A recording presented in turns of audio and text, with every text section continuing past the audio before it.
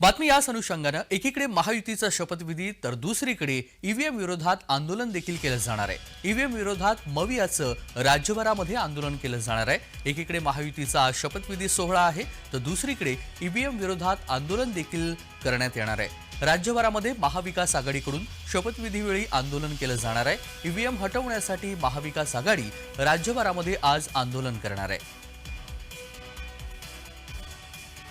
आणि या सगळ्या संदर्भात सविस्तर माहिती जाणून घेऊया। रोहन कदम आपले प्रतिनिधी जोडले गेलेले आहेत। रोहन, आज शपथविधी सोहळा आहे तर दुसरीकडे मवियाचं आज ईव्हीएम विरोधात आंदोलन देखील केलं जाणार आहे। राज्यभरामध्ये हे आंदोलन आपल्याला आज पाहायला मिळणार आहे। सविस्तर तपशील।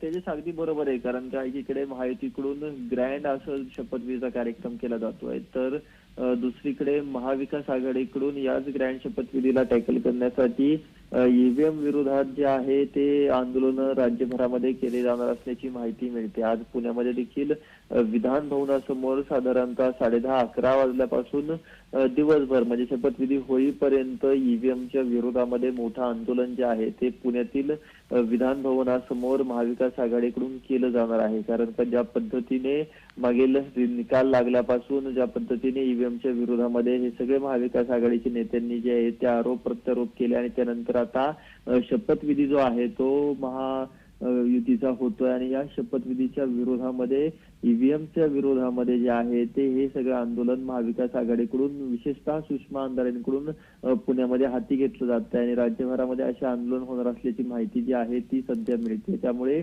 या महायुतीच्या सगळ्या शपथविधीकडे एकंदर लक्ष लागलं असतानाच महाविकास आघाडी देखील लक्ष जे आहे ते केंद्रित केलं जात आहे। त्यामुळे या ईव्हीएमच्या विरोधातल्या आंदोलनातून काय नेमकं साध्य जे आहे ते होतं हे पाहणं गरजेचं असणार आहे। तेजस, अगदी धन्यवाद रोहन, आपण दिलेल्या सविस्तर माहितीसाठी। बातमी संदर्भातले अपडेट जाणून घेऊ।